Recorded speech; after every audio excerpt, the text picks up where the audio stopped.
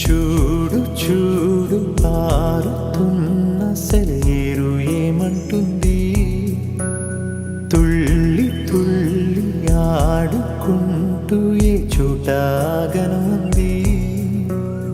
నింగిలోని నీలి మేఘమేమి అన్నది, రాగాలు పాడుకుంటూ హాయిగా తేలి తేలి పొమ్మన్నది, నాతో కలిసి రమ్మన్నది.